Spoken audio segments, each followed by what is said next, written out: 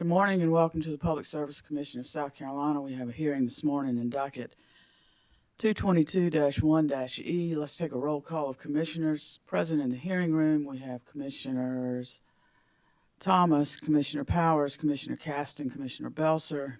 With us via WebEx is Commissioner Williams. I would note that Chairman Williams is on military leave and Commissioner Irvin is on annual leave today. I'm hearing something.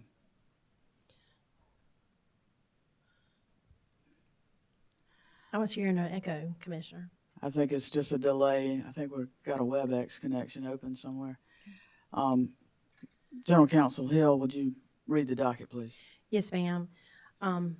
Commissioners, as Vice Chair Belser just mentioned, this is the proceeding in docket number 2022-1E. It is the annual review of base rates for fuel costs of Duke Energy Progress, LLC. This matter was duly noticed by the clerk's office on January the 10th, 2022, for the proceeding to be held beginning today on June 6, 2022, beginning at 10 a.m. It is my understanding, Commissioner, that the parties and all witnesses are ready to proceed, and the docket is in order. Thank you. Thank you. Let's take appearances of the parties. Who's here representing Duke Energy Progress? You're right here. And attorneys, please feel free to, if you want to get to one of the podiums, if you feel comfortable standing, feel free to get to a podium. If you're comfortable where you are, you may answer where you are. Thank you, Madam Vice Chair. Good morning, Madam Vice Chair, members of the Commission. My name is Katie Brown. I am in-house counsel for Duke Energy Progress. Appearing with me this morning is Lyle Trawick.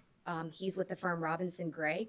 We appreciate the opportunity to be here this morning and look forward to presenting our case. Thank you, Ms. Brown. Who's present for Nucor Steel? Madam Chair, members of the Commission, Rob Smith with Moore & Van Allen. I'm joined by Mike Levanga with Stone, Matthias, Sinopolis, and Brew, and we're here on behalf of Nucor Steel, South Carolina. Thank you, Mr. Smith and Mr. Levanga. South Carolina Coastal Conservation League and Southern Alliance for Clean Energy.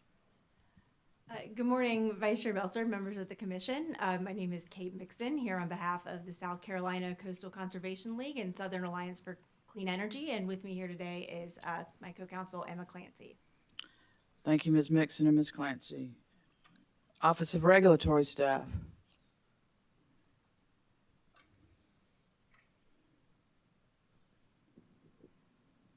Good morning, Vice Chair Belser, members of the Commission. I'm Donna Rainey, and here with me today is Ben Muschin, and we're appearing on behalf of ORS. Thank you, Ms. Rainey, Mr. Muschin. As I said, if you're comfortable speaking where you are, everybody did a great job of talking into the microphones. It's the most important thing right now is that we all speak into our microphones so that people watching virtually, we have a commissioner virtually, everyone needs to hear you. So I know the practice here in South Carolina is when addressing the tribunal that we all stand, but if you have trouble standing and speaking into the microphone, please feel free to remain seated, because the most important thing, as I said, is that we all hear you. So I'll just give you that instruction now, if you don't mind. Any preliminary matters that need to come before the Commission before we begin? Yes, ma'am. Ms. Hill. It is the request and motion by the South Carolina Coastal Conservation League and the Southern Alliance for Clean Energy. It is their request for confidential treatment of witness Gregory Lander's direct testimony. Okay. Confidential treatment will be given to the confidential version of witness Lander's testimony. I do have a question, though. I did notice when going through the testimony that the pagination of the of the public testimony and the confidential versions are off, and it made me wonder, were there different versions used? It was sorry for the confusion, but I believe the public version was the PDF was just combined with the cover letter and the certificate of service, which made. Well, I say the pagination was off. It was like the material on the lines of the testimony switched at some point. And I believe it may have been on the first page where there was a redaction. So that materials that were maybe on lines 20 through 24 in the public testimony were on the next page of the confidential. And the only reason that concerns me, I'll tell you why it concerns me, is because I have noticed in looking at proposed orders when they're transcript sites that what the transcript, and I'm not saying this is y'all, but it's just happened several times, that the citations are off. They are not citing correctly to the testimony or what's it cited to in the premise that is in the proposed order. So I've gotten a little bit concerned about that. And then when I noticed this, I was kind of like, what's happening? So I just ask that in the future if we can watch that. And part of the problem is when we have to cite to the record which one is correct.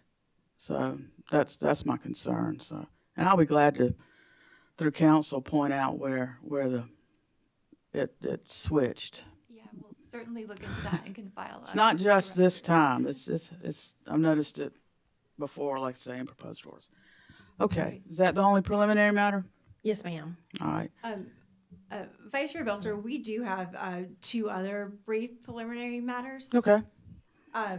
First, our witness, Gregory Lander, has a conflict tomorrow until 1:00 p.m.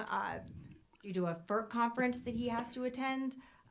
We would ask to be able to present his testimony out of order if necessary today, depending on whether it looks like we'll be able to get to him later today. We've asked the other parties if they would be amenable to that request. And they've indicated that they wouldn't object to do so. And so I think the idea would be that if that he may present in advance of the applicant's final witness, Okay, and that so they be moved to tomorrow. If we get to him today, this afternoon, will that work? Yes, Vice Chair Belzer. Do you have an estimate of how long you think his testimony may take? His summary is very brief, so I don't expect that it would take too long. But of course, that would depend Not sure on- about questions. Yes. Thank you.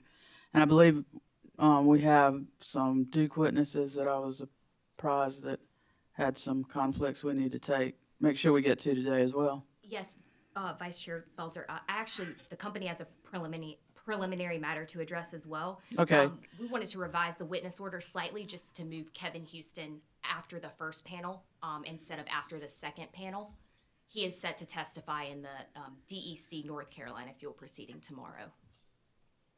Okay. We'll accommodate that. Tell me your witnesses that need to be up to date. Is that Mr. Walsh and Mr. Ray? Yes, Vice Chair Belzer. And so then you want to put up Walsh, Ray, and then Houston? Yes. And then after that, if we need to get to Mr. Lander, would that work? The company is agreeable to that. Any objections from any of the other parties? Okay.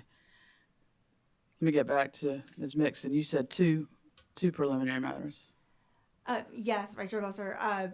So SACE, CCL, and Duke Progress and Duke Carolinas reached a stipulation regarding the net energy metering methodology and the valuation of avoided transmission and distribution costs in this proceeding, and also in docket number 2022-3-E. And that stipulation was filed with the commission in this docket on May 25th.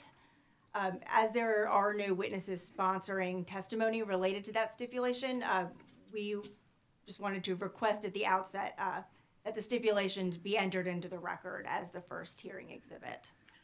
The stipulation between the Duke companies and SACE CCL is being offered into evidence without a witness. Is there any objection from any party?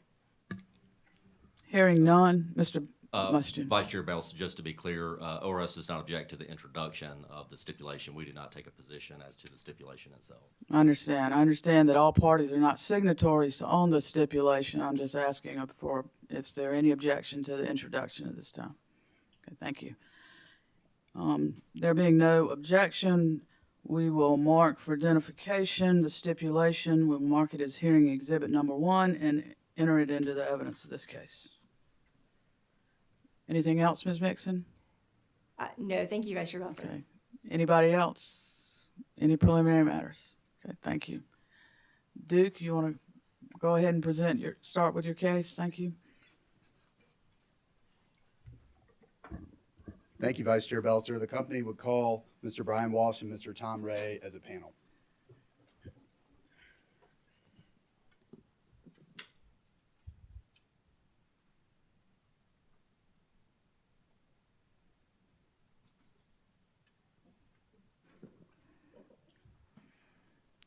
Gentlemen, I'm going to ask that you pull those microphones close and speak into the microphones.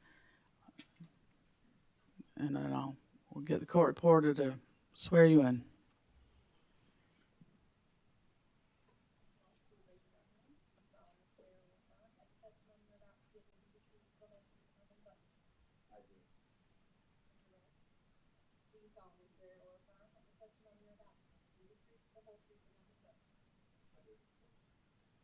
Thank you. Good morning, Mr. Walsh. Would you please state your name for the record?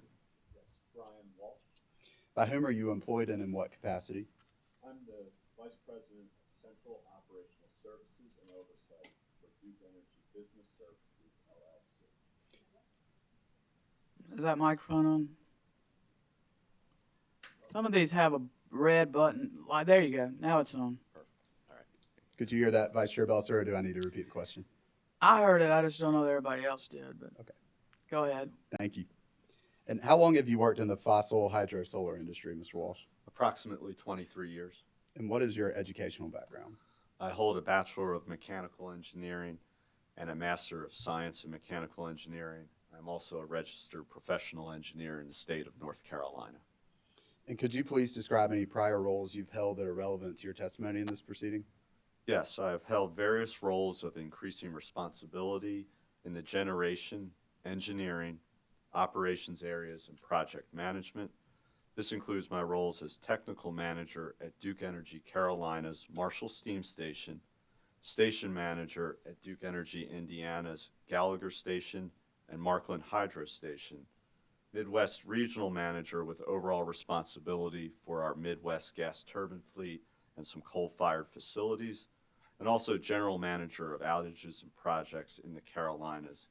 In addition, I was the General Manager of Fossil Hydro Organizational Effectiveness. Thank you, Mr. Walsh. And could you please describe your responsibilities at the company? I'm responsible for providing engineering, environmental compliance planning, technical services, and maintenance services for Duke Energy's fleet of fossil, hydroelectric, and solar facilities. How long have you been in your current role? Since 2019. Vice Chair Belzer, given Mr. Walsh's extensive experience in non-nuclear operations, I propose to tender Mr. Walsh as an expert in the field of non-nuclear operations. Any questions of the witness or objections? Hearing none, Mr. Walsh will be considered an expert in non-nuclear operations.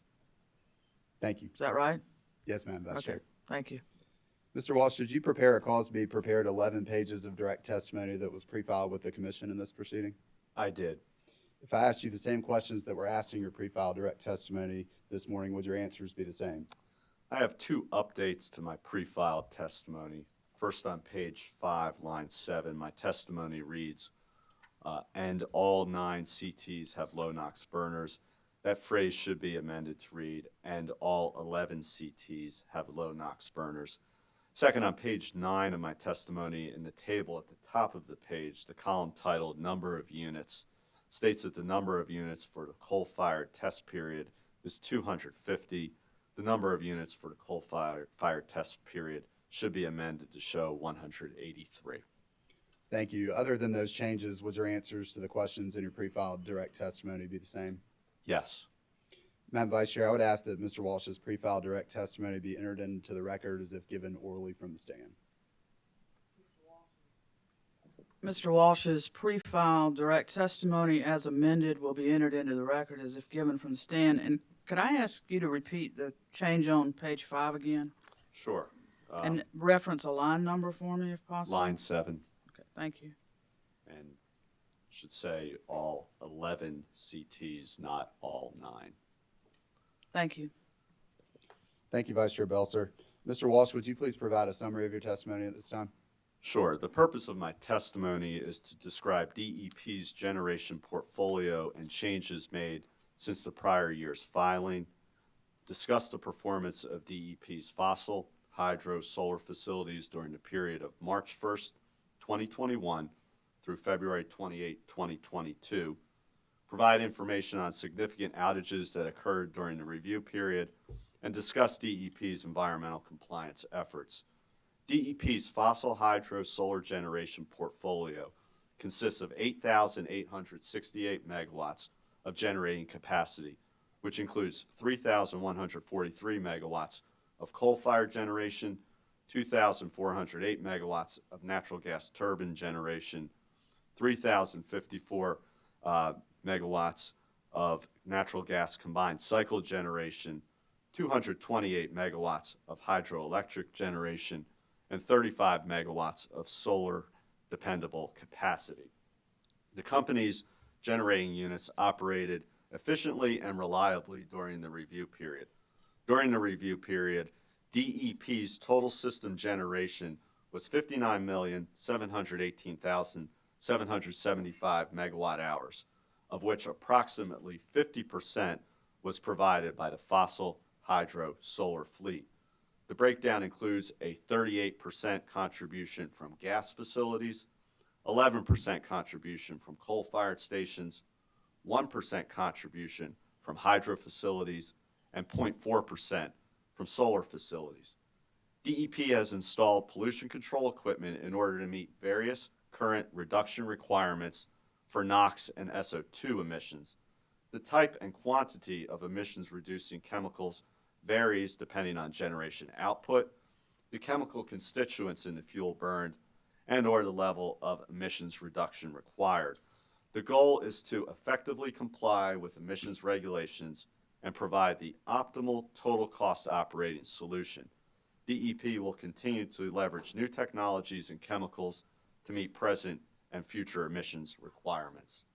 This concludes my direct testimony summary. Thank you, Mr. Walsh. Mr. Ray, would you please state your name for the record? Tom Ray. By whom are you employed and in what capacity? I am the Senior Vice President of Nuclear Operations for Duke Energy Corporation. And how long have you worked in the nuclear industry? Worked in the nuclear industry 35 years. And what's your educational background, please? I have a Bachelor of Science degree in nuclear engineering, and I have received a Senior Reactor Operator certification from McGuire Nuclear Station. Can you please describe any prior roles that you've held that are relevant to this proceeding? I have previously held roles as a nuclear engineer, reactor engineer. At the Catawba Nuclear Station, I served as the Safety Assurance Manager, Maintenance Manager, and Engineering Manager. At the Oconee Nuclear Station, I've been the Engineering Manager, the Plant Manager, and the Vice President, and I've also held the role of Site Vice President for the McGuire Nuclear Station. Can you please describe your current responsibilities at the company? I'm responsible for providing oversight of the safe and reliable operation of Duke Energy's nuclear stations in North Carolina. I am also involved in the operations of Duke Energy's other nuclear stations, including DEP's Robinson Nuclear Station located in Darlington County, South Carolina. Vice Chair Belser, based upon Mr. Ray's extensive experience in matters related to nuclear plant operations, I propose to tender this witness as an expert in nuclear plant operations. Any voir dire or objections to qualification of Mr. Ray as an expert? Hearing none, Mr. Ray will be qualified as an expert in nuclear plant operations. Thank you. Mr. Ray, did you prepare or cause to be prepared 11 pages of direct testimony that was pre-filed with the commission in this proceeding? I did. If I asked you the same questions that were asked in your pre-filed direct testimony this morning, would your answers be the same? I have one minor change to my testimony. On page 10, line 13, my testimony states Brunswick Unit 1 entered a forced maintenance outage on May 5th, 2021. The date should instead be May 1st, 2021. Thank you. Other than that change, would your answers to the questions in your pre-filed direct testimony be the same? Yes. My Vice Chair, I would ask that Mr. Ray's pre-filed direct testimony be entered into the record as if given orally from the stand. Mr. Ray's pre-file direct testimony as amended will be entered into the record as if given orally from the stand. Thank you, Vice Chair Belser. Mr. Ray, did you also prepare a cause to be prepared two publicly filed exhibits that were attached to your pre-file direct testimony? Yes. Do you have any changes to those exhibits at this time? Yes, I have one minor change to my Exhibit 2. The date of outage for the Robinson plant is listed as October 18, 2021 through November 2nd, 2018. Those dates should be revised to read October 18, 2021 through November 2nd, 2021. Thank you. Other than that change, do you have any other changes to your two publicly filed exhibits? No. Vice Chair Belser, I would ask that Mr. Ray's two publicly filed exhibits be entered into the record as the next composite hearing exhibit. Any objection to the introduction of these exhibits?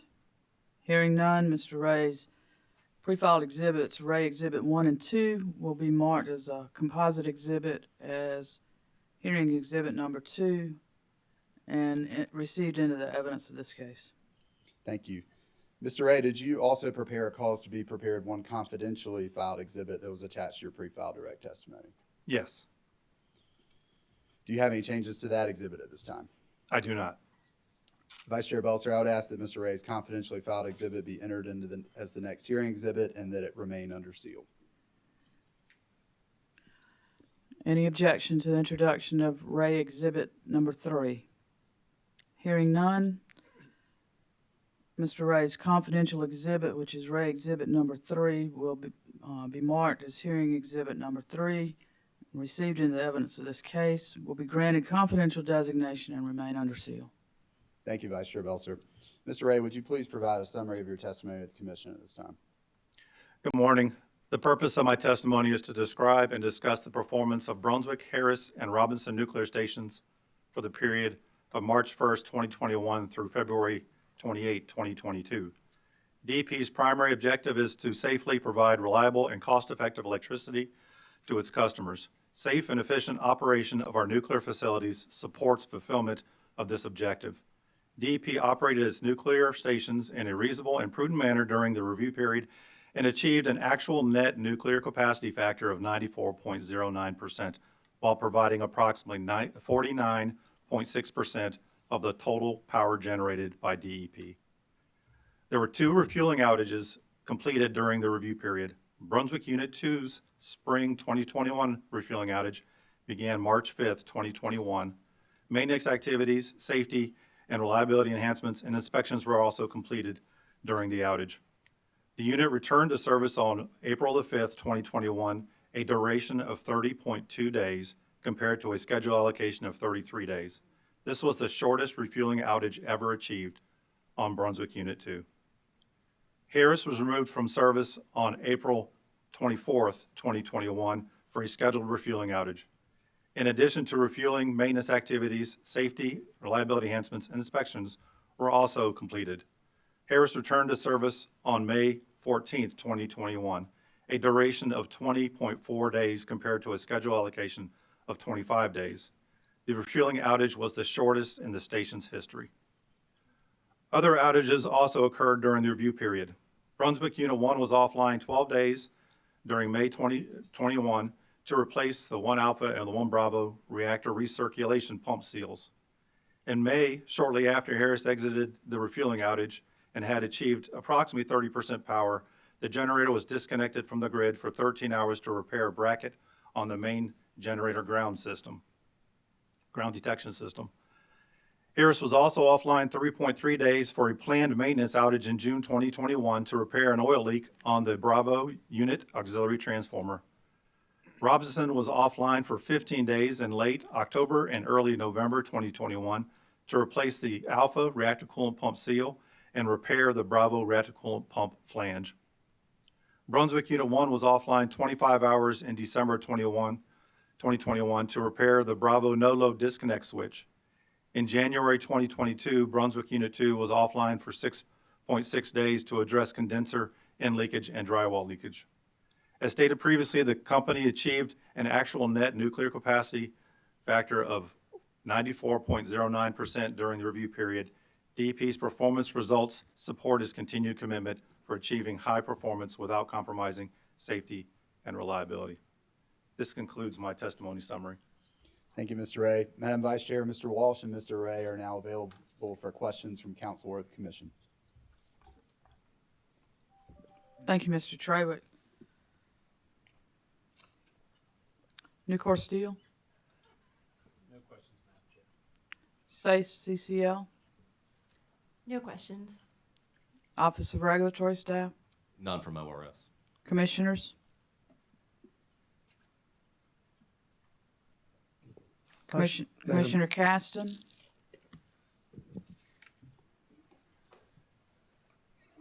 Guys look too comfortable, like no one was going to ask anything. I had to come up with something. Good morning, and thank you for coming.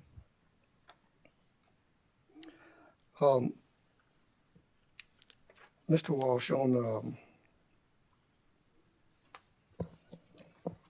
page 6, the bottom, lines 21 through 23, your testimony, say the addition of new combined cycle units with Carolina's portfolio in recent years has provided DEP with additional natural gas resources that features state-of-the-art technology for increased efficiency and significantly reduced emissions. And I have no doubt of that. And you may not know the answer to this. I was just curious when I read that. What do you know?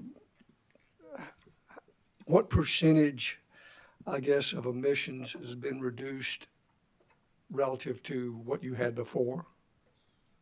By going with the combined cycle Yes, sir. technology. I would not be able to quote off the top of my head the answer to that, but I can answer it in more general terms and see if that suffices.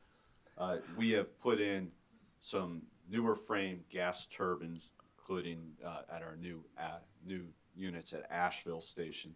These are much more efficient, and also the fact that they're burning gas versus coal significantly reduces carbon dioxide emissions, has a better heat rate.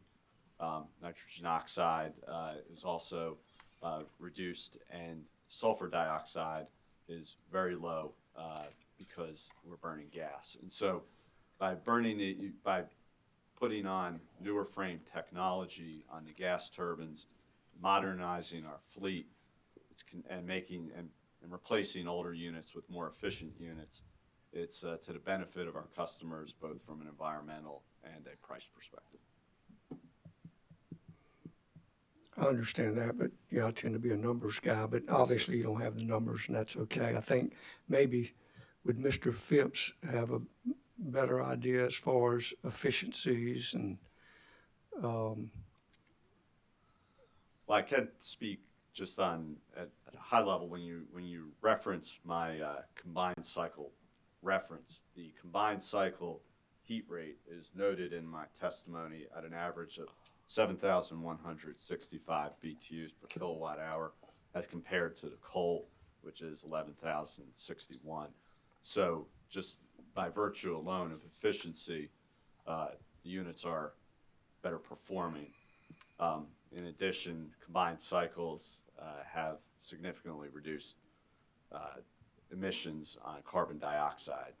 I want to say it's around 50% reduction off of a conventional coal-fired power plant. So from those perspectives, that's at a high level how I can answer it. I could always go back and find the exact numbers. when I was reading through that part, I was kind of going back to the old mechanical engineering days, and I realized I don't remember much about the mechanical engineering days. That was a long time ago. Kind of remember the heat rate, equivalent BTU, and that, and it was nothing wrong with what I read. Well, I don't know whether it's right or wrong, but I really was thinking, okay, I see that, I see those things, but what would that efficiency be? And I think you said, I guess, as far as the combined cycle, around 50%. Roughly speaking, yes. It's mainly driven just because of the efficiency difference between the two technologies. Right. And there's only trace elements of sulfur, so there's no need for some sulfur dioxide reducing equipment in the combined cycle plants. But the coal and the combined cycles have some form of nitrogen oxide reduction technology in both of those technologies.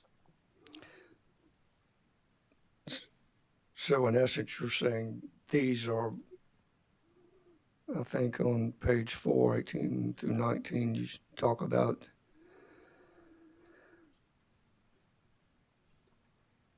the primary objective of DEP's fossil hydro solar generation is to provide safe, reliable, and cost-effective electricity to DEP's customers. And do you believe this does that? Yes, sir, I do. For perspective, we reference the fuel pricing, and we have updates. They happen all the time, but every week we'll do an update of the price of the various fuels, and then we stack the dispatch of the units. One of our other witnesses could probably go into more detail there. But the whole idea would be that we're dispatching on least cost. And also, if you reference, I believe, I forget which page it's on, I can find it. Yes, on page 6, 38% of the total generation coming from the gas facilities. Not only that tells you that the price of the fuel to run those units was favorable for the customers, and then the added benefit is they're more efficient, and they also are cleaner burning than the coal-fired facilities. So to go back to your reference and opening of my testimony, trying to do the right thing for the customers in South Carolina and dispatch the units at the right cost with the right responsibility for our residents. Thank you.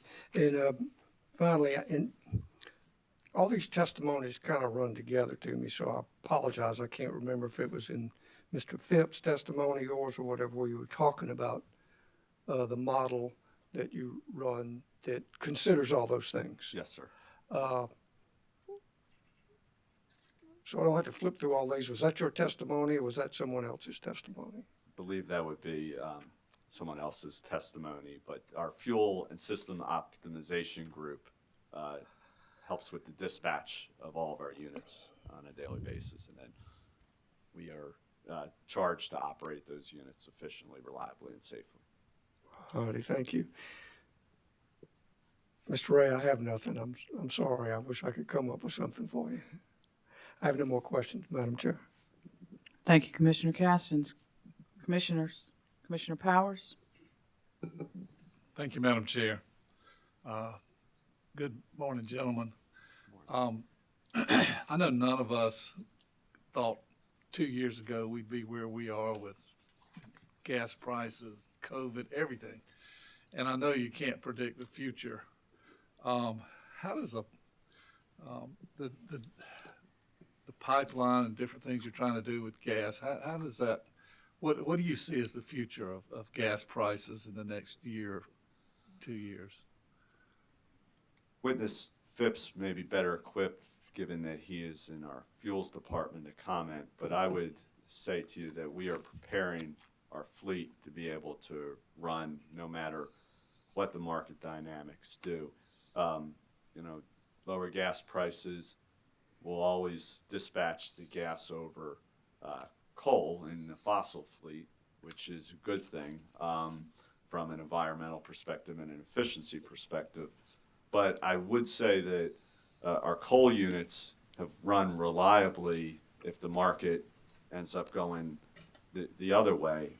One thing I'd point out in my testimony mentioned that the coal-fired summer peak equivalent availability factor of our coal units was 78.5%, which is in line with NERC averages. So my point in answering your question that way is that as operators of the fleet, our duty is to be able to serve the customers in North Carolina reliably, and we will dispatch based on what the market tells us. There's lots of theories on where gas could go. In our opinion, if we could, the more pipelines and the more opportunity you have around gas, it's better from a pricing perspective. But we are fortunate to have a diverse fuel mix, which allows us to still respond regardless of market dynamics.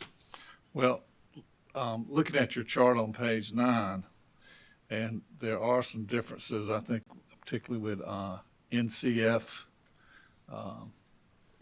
your and NERC's average.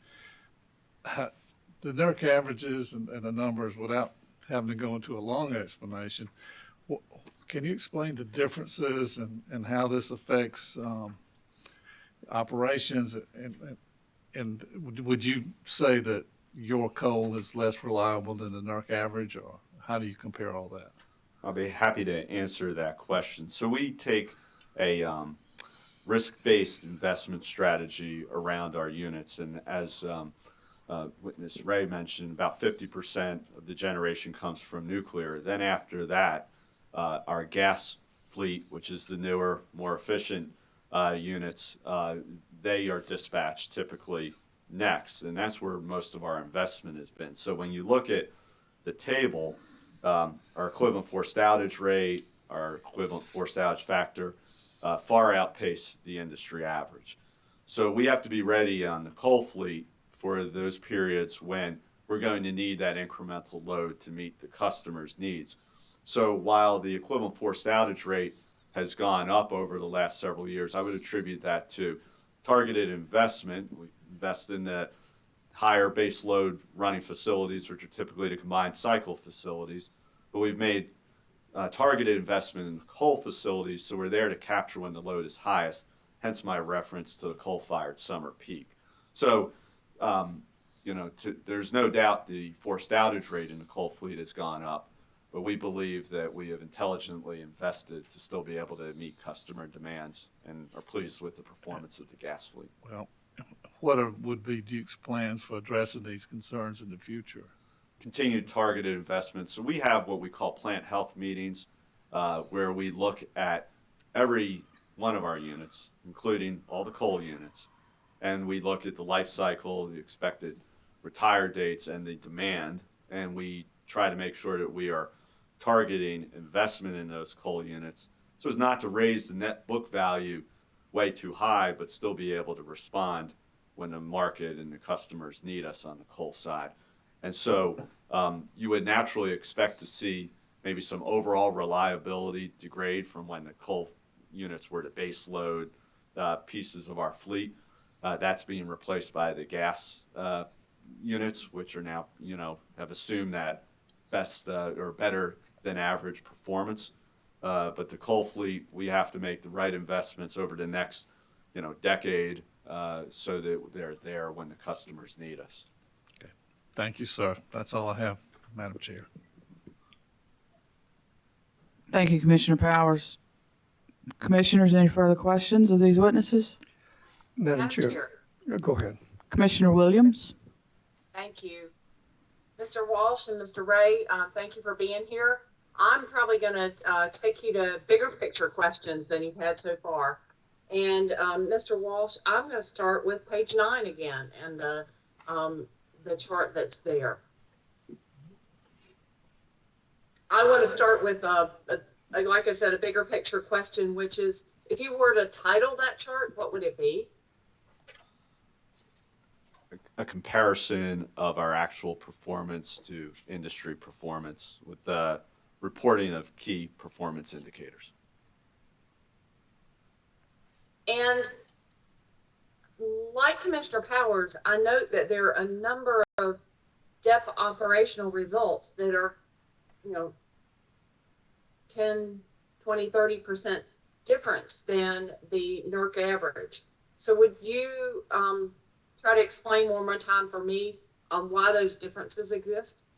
Certainly, and I can even take a step back before I build on my answer to Commissioner Powers.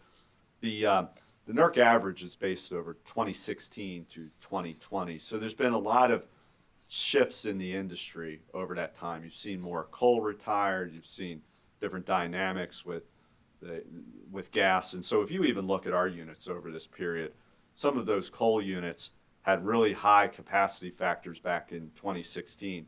Those capacity factors have gone down now because they're being dispatched behind the more efficient, cleaner burning combined cycle facilities.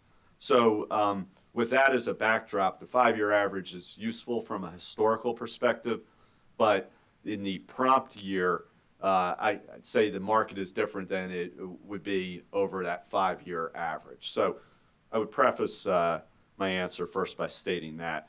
And then secondly, I guess I would just reiterate that the newer, cleaner burning combined cycles are where we have put the majority of our investment dollars because they run the most in the fossil hydro solar fleet. And as noted, their capacity factor, their forced outage rate, and forced outage factor are well better than that NERC average. So the coal fleet now has a new mission, and it's similar to when in my previous, or my bio, talks about when I was the station manager at Gallagher Station in Indiana. That became a peaking coal-fired power plant that was needed during those periods of high demand. So some of the traditional metrics no longer had the same meaning, and I would say that's also reflected here on the coal side. I direct everyone's attention to that equivalent availability factor during the coal-fired summer peak row, in which we are right in line with the NERC average, stating that when the demand is highest, we've been able to respond with the right equivalent availability factor for the benefit of our customers. Mr. Walsh, I'm glad you mentioned that. The version I'm looking at has the NERC average as NA. So if I'm reading the right line, coal-fired summer peak, EAF. That's correct. Is that the right? You are correct. So equivalent availability factor for NERC is only reported over the entire time range period. So my reference, the NERC average on EAF is 79.8%. That should be at the very top of your table on page 9. And so NERC does not break it down during peak months. So my best comparison to try to break down how we do relative to NERC is when are we most in demand on the coal fleet? Because remember, we only produce 11% of our megawatt hours from coal. When we are most in demand is during those, typically during those summer peak months, and then also some winter peak months. With the data that you see right here, when we're called on, we're right in line with the NERC average on that equivalent availability. That was the point I was trying to make. And were you there comparing the 78.5 to the 79.8? That is correct. You said that 5 times, but I'm just now getting it because it's on different lines. No worries. Thank you. We could probably show that a little differently next time.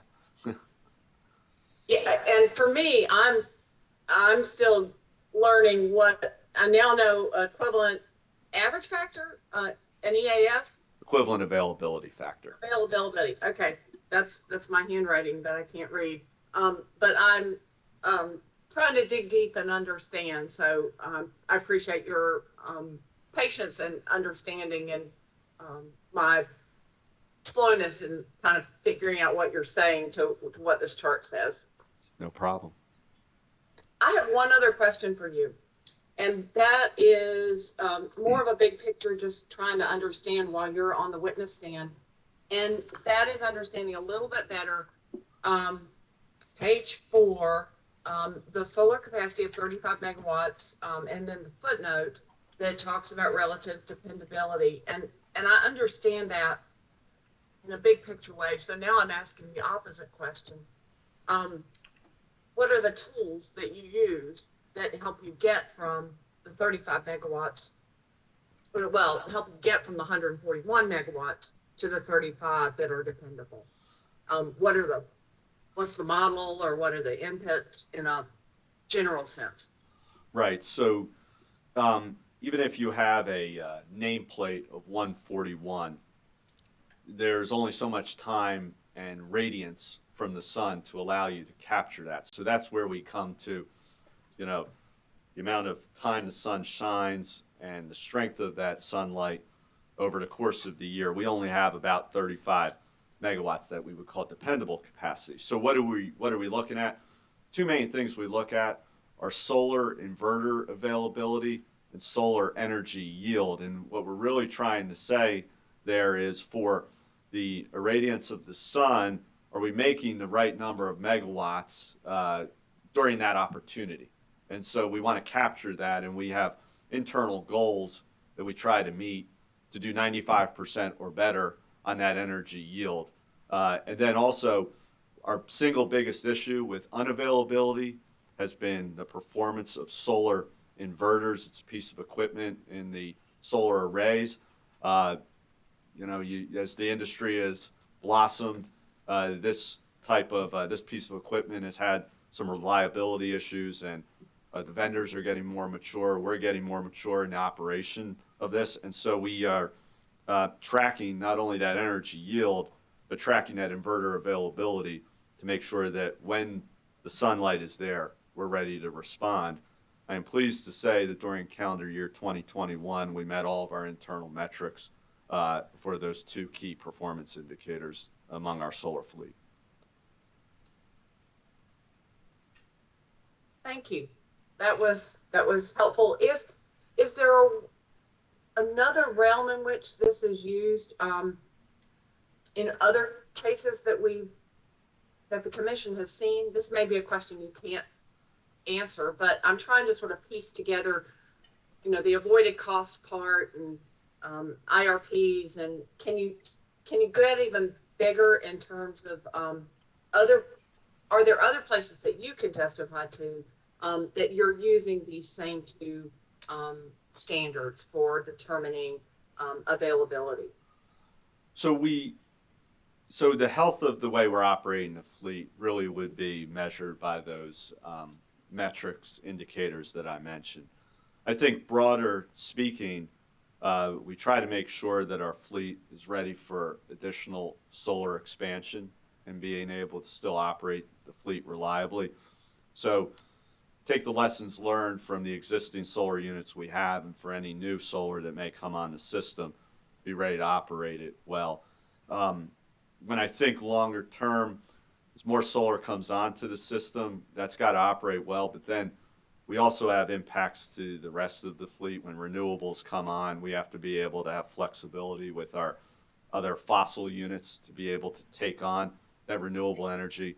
And we have a flexibility program that's been in place for a number of years to make targeted projects so that our fossil fleet is ready to take on more solar. When and if we get that more solar, the key performance indicators I mentioned will continue to be used to measure how well we're performing. Thank you. I appreciate that. You're welcome. Mr. Ray, I have one question for you, I think. Or did I'm sorry, I may have just asked. No, here we go. Bear with me just a minute. My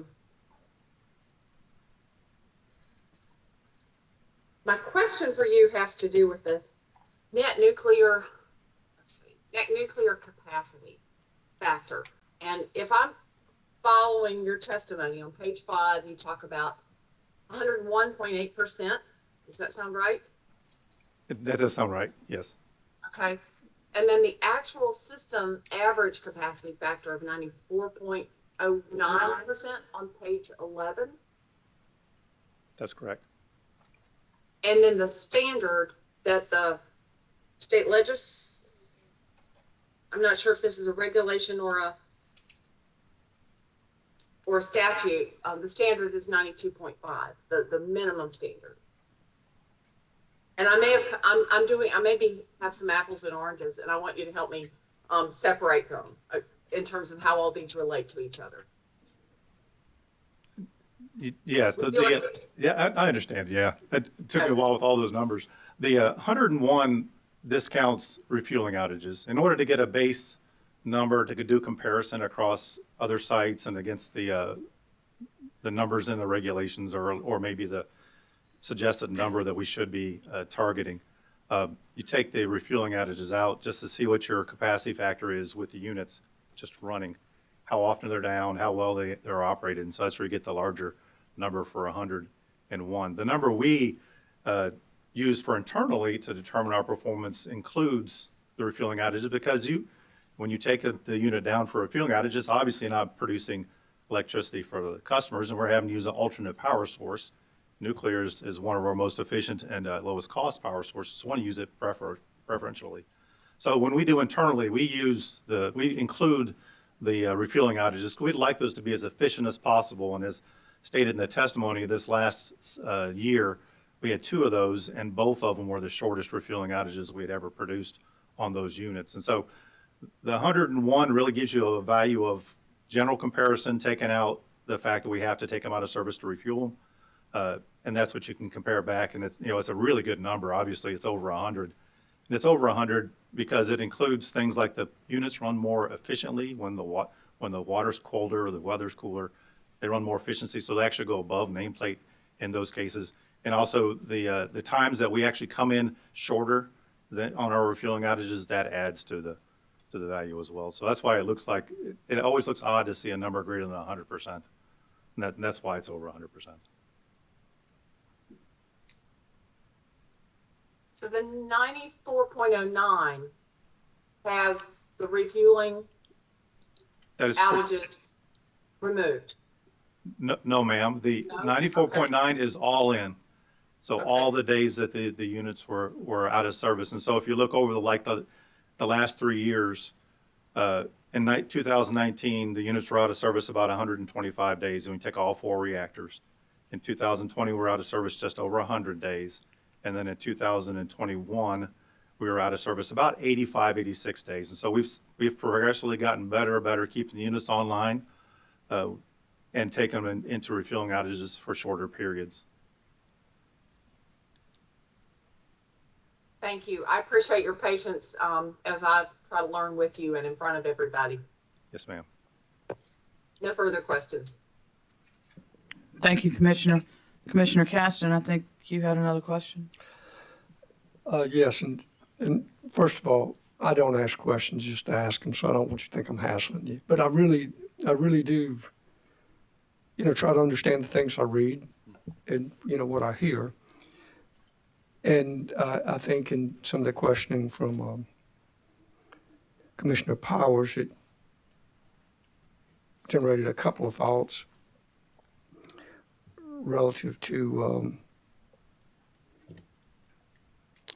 when you were describing or talking about the coal facilities, and you had mentioned new mission. I think I understood what you were saying, but I'm going to say it back and tell me if I understand it. Sure. That the coal facilities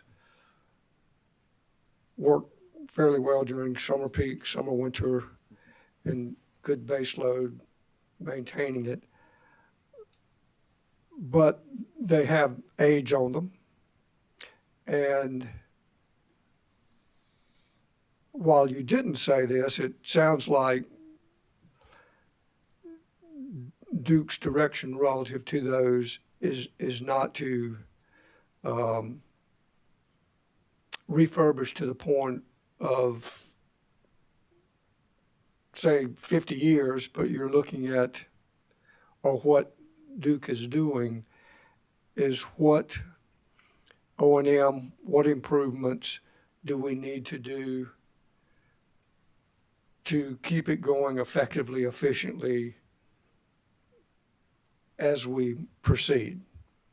That is correct. And so we look at the life cycle timeline of the unit, where it is in its maintenance cycle, what its mission is, as you referenced, and make the right investment, whether it's capital or O&M, so that it can stay reliable up until the day that it's no longer needed. And so we've continued to try to make smart, targeted investments.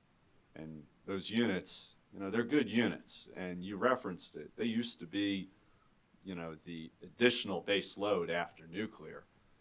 they love to run when they get long runs. Shorter duration runs, the starts and stops can be tougher on those units. So some of the investment, frankly, we have to make is in reference to the fact that they're dispatched more, intermittently versus base load wise, and trying to make sure that they're ready to fulfill both that mission and the longer extended runs that happen during the real hot and real cold months. Okay, so they run better when they can just run an extended period of time rather than start, stop. Yes, yeah. I'm kind of that way too. The older things get, the harder it is to start, stop. I'm with you. As far as mission, you mentioned the coal fleet has a new mission. Can you say what that is in a sentence or two? Sure, to be there when needed for the customers has always been the case.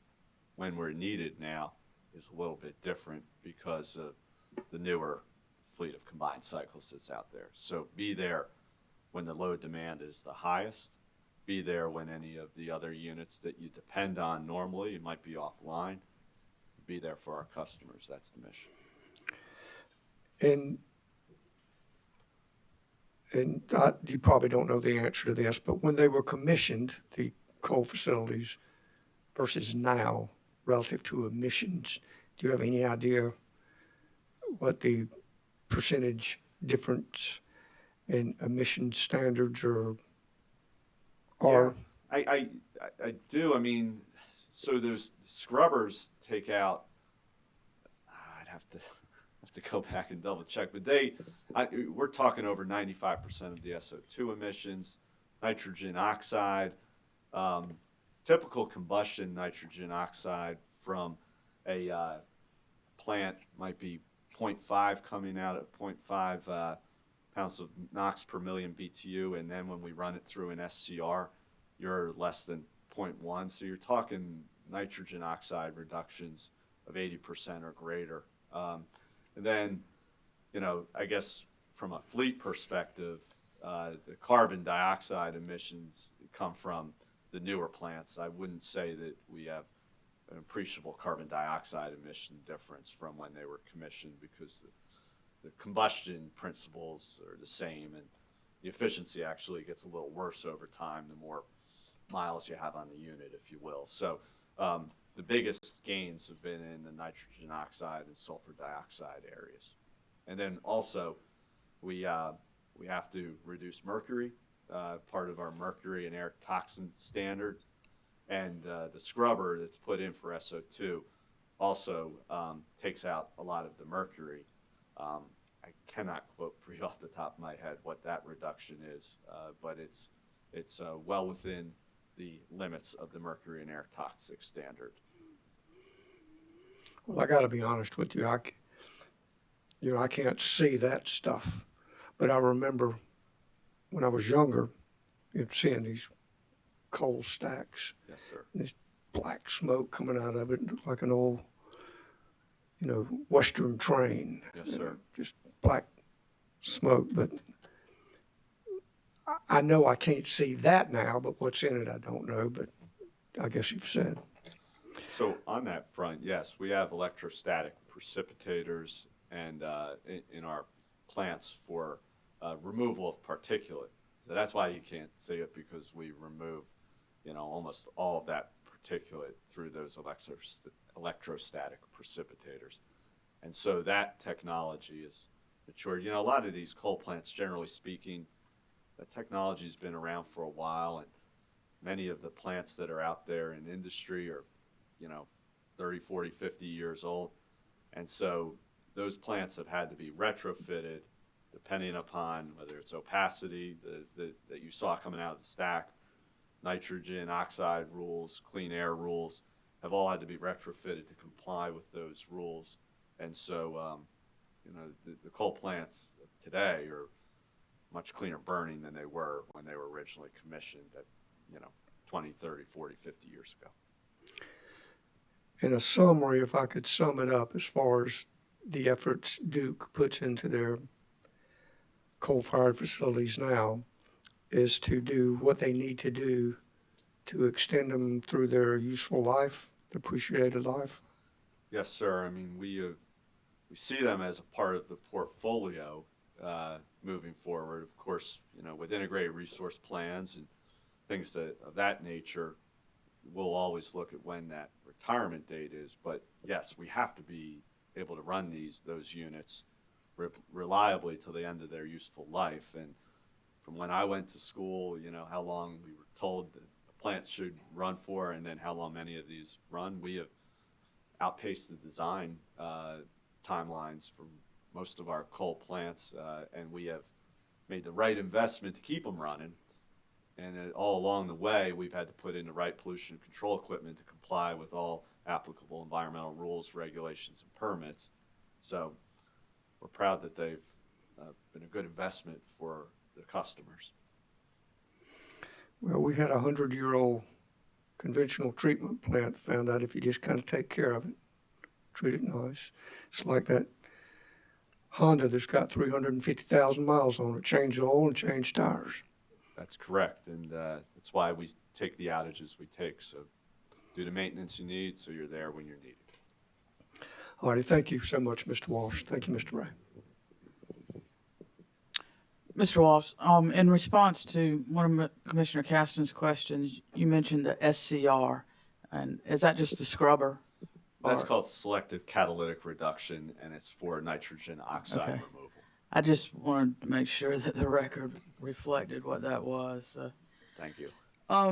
Mr. Houston, I am on page 5, 5 and 6 and 7, I think, of your testimony. And you mentioned a number of times long-term contracts and how those can help reduce volatility by staggering these contracts. When you reference long-term contracts, what length of time are you talking about? Vice Chair, I think that question is probably in Mr. Houston's testimony. Oh, it is. That'll be in I'm the next sorry. section. I That's flipped okay. to the wrong page. Let me go back.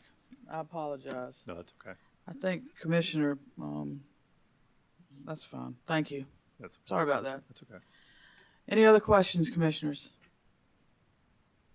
Any redirect? No redirect from the company. Okay, thank you. Gentlemen, y'all may stand down. Thank you. And Madam Vice Chair, I'd ask that they be excused. It's up to y'all. It's at your peril if something comes up at the end of the hearing. I think we'll ask that they be excused, Madam Vice Chair. All right, Thank sir. Thank you.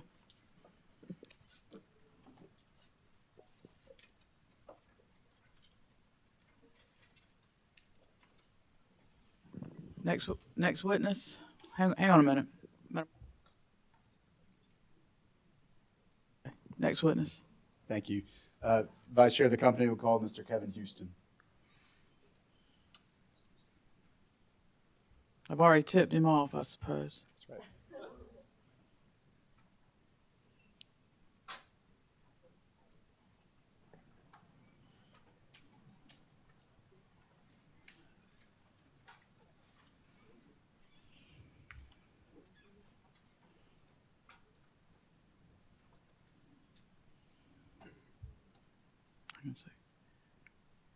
Good morning, Mr. Houston. When you're ready, the court reporter will swear you in.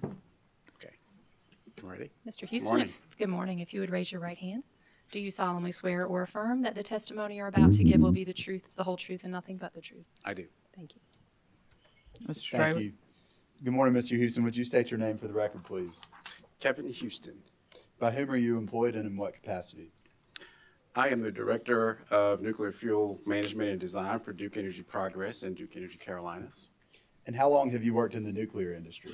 Approximately 30 years. And what's your educational background? I have a Bachelor of Science and Master's degree in Nuclear Engineering, and I'm a registered professional engineer in the state of North Carolina. Mr. Houston, are you involved in any organizations that are relevant to your testimony? I served as the chairman of the Nuclear Energy Institute's Utility Fuel Committee from the 2017 to 2020 time period. Okay.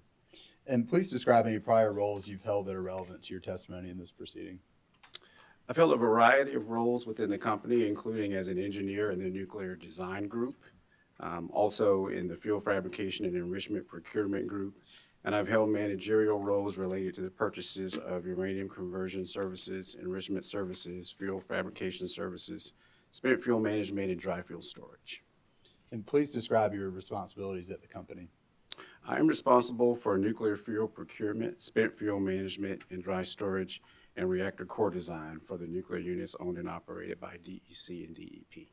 Madam Vice Chair, at this time, based upon Mr. Houston's extensive experience in matters related to nuclear fuel and nuclear fuel procurement, I propose to tender Mr. Houston as an expert in the field of nuclear fuel procurement.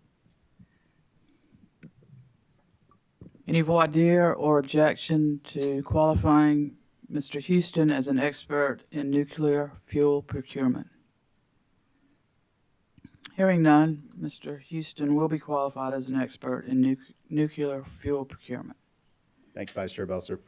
Mr. Houston, did you prepare or cause to be prepared 8 pages of direct testimony that were pre-filed with the commission in this proceeding? I did. If I asked you the same questions that were asked in your pre-filed direct testimony this morning, would your answers be the same? Yes, they would. Madam Vice Chair, I would ask that Mr. Houston's pre-filed direct testimony be entered into the record as if given orally from the stand. Mr. Houston's direct pre-filed testimony will be entered into the record as if given orally from the stand. Thank you, Vice Chair Belser. Mr. Houston, would you please provide a summary of your testimony for the commission? Yes, good morning. The purpose of my testimony is to provide information regarding DEP's nuclear fuel purchasing practices, provide costs for the March 1st, 2021 through February 28, 2022 review period, and describe changes for the July 1st, 2022 through June 30th, 2023 billing period. DEP's nuclear fuel procurement practices involve computing near and long-term consumption forecasts, establishing nuclear system inventory levels, projecting required annual fuel purchases, requesting proposals from qualified suppliers, negotiating a portfolio of long-term contracts from diverse sources of supply, and monitoring deliveries against contract commitments. Consistent with industry practices, long-term contracts are used extensively to cover forward requirements and reduce exposure to possible price volatility and supply disruptions from any single source of supply. DEP's portfolio of diversified contract pricing yielded an average unit cost of $41.95 per pound of uranium concentrates during the review period, representing a decrease of roughly 1% per pound from the prior review period. The average unit cost for DEP's purchases of enrichment services during the review period increased 49% to $143.99 per separative work unit. The delivered costs for fabrication and conversion services have a limited impact on the overall fuel expense rate, given that the dollar amounts for these purchases represent a substantially smaller percentage of DEP's total direct fuel costs relative to uranium concentrates or enrichment. The company anticipates nuclear fuel costs on a cents per kilowatt hour basis through the next billing period to remain relatively flat, although costs of certain components of nuclear fuel are expected to increase in future years. Nuclear fuel costs on a cents per kilowatt hour basis will likely continue to be a fraction of the cost of fossil fuel. Because fuel is typically expensed over 2 or 3 operating cycles, roughly 3 to 6 years, DEP's nuclear fuel expense in the upcoming billing period will be determined by the cost of fuel assemblies loaded into the reactors during the review period, as well as prior periods. The company anticipates the average fuel expense will remain relatively flat from 0.592 cents per kilowatt hour incurred in the review period to approximately 0.593 cents per kilowatt hour in the billing period. This concludes my testimony summary. Thank you, Mr. Houston. If you could please answer any questions of council or the commission. Mr. Traywood, any exhibits?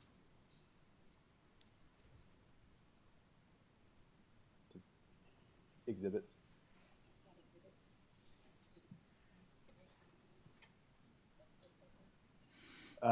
Yes, Madam Vice Chair, we would ask that if you'll give me 1 moment, please. Beg the commission's indulgence.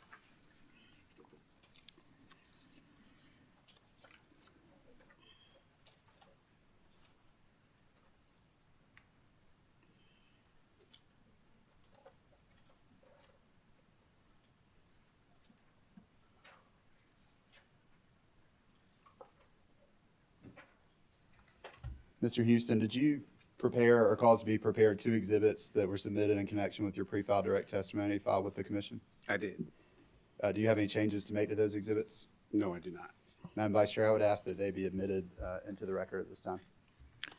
Mr. Houston's pre-filed exhibits 1 and 2 will be marked as a composite exhibit as hearing exhibit number 4 and entered into the evidence of this case. Thank you, Vice Chair Belser. Nucor, any questions? Say CCL, any questions? No questions. Office of Regulatory Staff. No questions. Commissioners. Commissioner Thomas. Thank you. Good morning, Mr. Houston. Good morning, Commissioner Thomas. I just have basically kind of a high-level question in connection with what's going on in Russia and Ukraine. My understanding is that Russia's a big source worldwide for enriched uranium. Can you tell me a little bit about what's going on there and how that's impacting the U.S. and supplies for enriched uranium here? Yes, sir. Well, in general, for the United States, Russian material is limited to no more than 20% of the annual U.S. requirements for fuel on an annual basis. We are, and we have been watching. Mr. Houston, I'm going to ask you to pull that microphone a little bit closer. Okay. So that. Sure, is this better? Yes, thank you. Okay. I apologize for No interrupting. problem.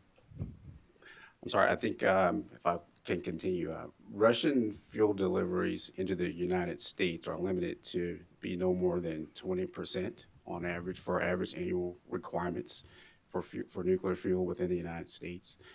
We have been watching ever since the Russian invasion of Ukraine what's happening in that space, and for us, what we are key to be focusing on at this point in time is whether or not any of those Russian deliveries across the world, and it's particularly through our suppliers, are disrupted in any particular way. And one of the things that for us, at least in the U.S., my counterparts and along with inside and outside of Duke Energy are focusing on at this point is whether or not there's any disruption either from governmental actions or from just a logistical supply chain point for nuclear fuel coming in. And do you foresee or anticipate any disruptions as a result of either side of that? It's hard to anticipate what will happen with all the turmoil that's going on, but for us, what we're planning is our typical strategy of trying to make sure that any potential disruptions from any supply are limited and that we have mitigation practices or strategies in place for that. So let's just assume for a minute that supplies will become more difficult to obtain in the U.S. for whatever reason from Russia. You do feel like you have taken sufficient steps to keep the supply intact? Yes, sir. Our strategy of diversification in the portfolio and mitigating strategies that we have undertaken for many years going backwards have put us in a very good position going forward.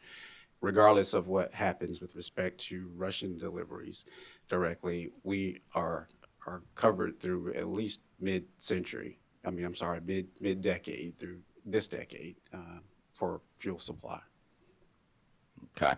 So I guess when you say that, then you're thinking that prices won't change that significantly through mid-decade. Is that correct?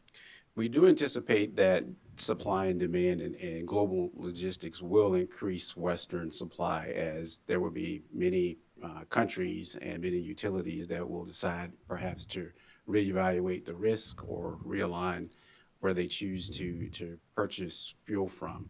So in the broader market, we do anticipate that in the western part of the world, U.S. included, that there may be some movements away from nuclear fuel from Russia from a reliability concern perspective. So I do anticipate that there may be increases in fuel costs related to that. It's not certain the magnitude, the timing, or if that will actually happen. I think a lot of that will depend on the continued supply or disruption of fuel coming from Russia. Okay. And I think that you mentioned that France is stepping up production, I guess, of enriched uranium. Is that correct? France is one of the places that's coming more into the picture. I think in my direct testimony, I mentioned France for conversion services, but our suppliers in the Western world, the United States and in Western Europe, are all evaluating increased production capabilities and trying to work through at this moment supply chain issues in order to be able to turn supply on and ramp it up as quickly as possible. Okay. Thank you. I appreciate that. That's all I have. Thank you, Commissioner Thomas. Commissioner Powers. Thank you, Madam Chair. Good morning, Mr. Houston. In your testimony, it seems you say that these, and the volatility obviously is a big issue, both because of politics and other things, but you seem to think, or you said that the benefit of these staggered contracts help smooth out price volatility. But at the same time, you said the average cost has gone up 49%. Can you explain why these contracts, the staggering of these contracts, didn't mitigate this 49% a little bit better? Well, in general, the staggering of the contracts and the time periods for which we enter certain contracts over a period of time help smooth out deliveries that come in any given year. Will have been from contracts that may have been procured from either that year or perhaps even going backwards in time, maybe 6 or 7 years. The particular anomaly that was mentioned there is a bit unusual, the 49% specifically for enrichment services. That is really flows, that increase is abnormal, but it flows from just a timing issue with the way that the review period stacked up. For DEP, there are 4 operating reactors. And in this particular review period, there was only 1 reactor that got deliveries that fell into this period. And it happened to be the one that has the highest cost, unit cost for enrichment services. So if you were to spread that out looking forward, the average cost for that, if you look forward, it could be as much as half of what that amount is. So I think that's a particular anomaly of just 1 reactor getting fuel supply for enrichment services in this review Which period. unit would that be? It was a Brunswick unit. I'm not sure off the top of my head which one it was, but it was a December delivery. The way that we typically allocate our fuel costs for the benefit of the customer is in an annual year. Most of our contracts stipulate pricing on an annual basis or requirements on an annual basis. And we will load the lowest cost as early as we can. And that way the customer benefits from having the lowest cost loaded into that year as early as possible. And that particular unit is a Brunswick unit. And the way that the DEP outages, and which affect the way that fuel deliveries are set, it just had 1 unit worth of delivery, and it was toward the end of the high price cost. Where would that unit be located? That one is located in Wilmington, North Carolina. North Carolina unit. Yes. Thank you. That's all I have. Thank you, Commissioner. Commissioners, any further questions? Madam Chair, one Commissioner question. Caston. It's not often I get to talk to nuclear engineers. U308. How do you say that? Triuranium octate. Oxide. We call it U308, sir. I like that better. It is looking at this nuclear fuel cycle. Is the U308 is that what comes from places like Russia, or what physically comes from there? Because what I'm trying to determine, like this process, conversion to UF6, ultimately you're trying to get to UO2, according to this cycle, correct? That's correct, sir. What are we buying abroad and doing here? Does that make sense? In other words, this, where we're enriching and these converting to UF6, where is that done?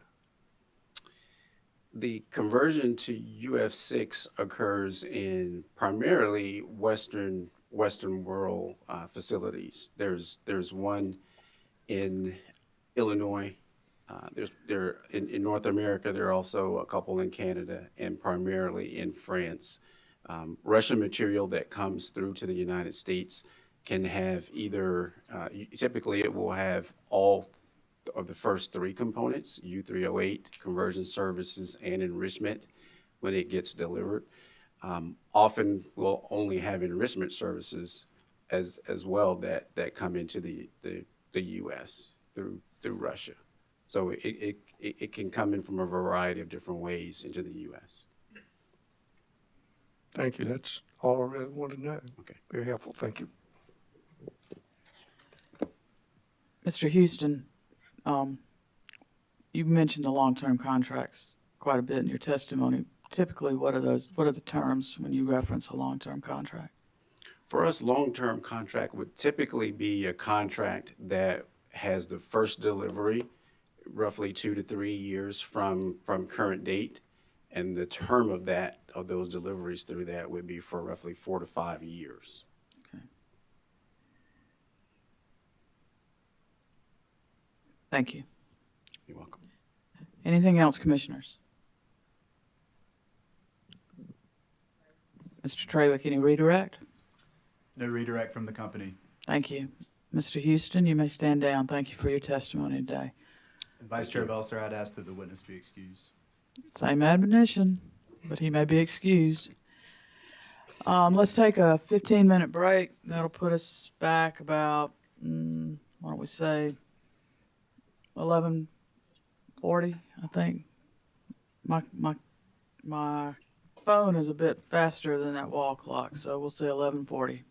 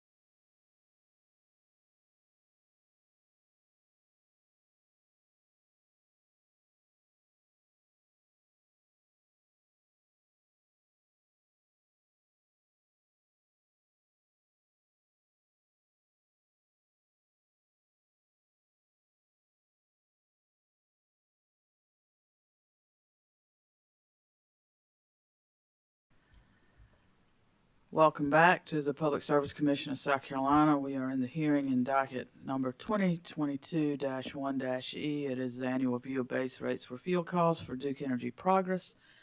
Let's take a roll call of commissioners.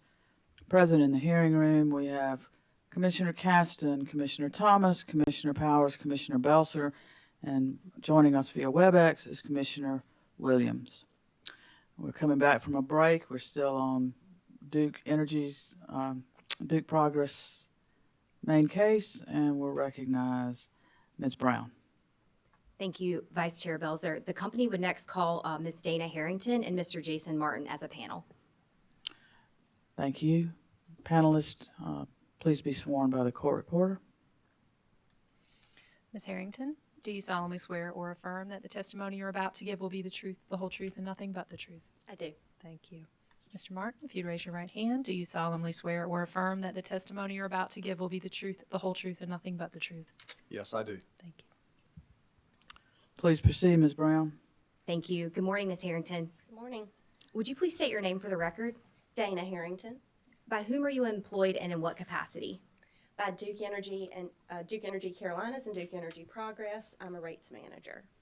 Thanks. Did you prepare or cause to be prepared 22 pages of direct testimony that were pre-filed with the commission in this proceeding? Yes, I did. If I asked you the same questions that were asked in your pre-filed direct testimony this morning, would your answers be the same? Yes, they would.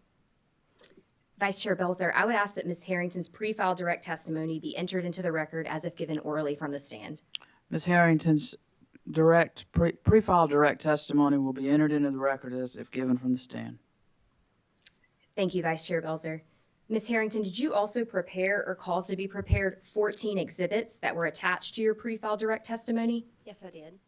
Did you have any changes to those exhibits at this time? No, I do not. Vice Chair Belzer, I would ask that Ms. Harrington's pre-filed exhibits be entered as the next composite hearing exhibit. Ms. Harrington's pre-filed exhibits attached with her direct testimony will be marked for identification as hearing exhibit number 5 and entered into the record of this case. And Ms. Harrington, I'm going to ask you to pull that microphone a little bit closer. Okay. Don't worry about talking too loud. We like loud. Okay. Thank you. Sure, thank you. Ms. Harrington, would you please provide a summary of your testimony at this time? I'll be happy to.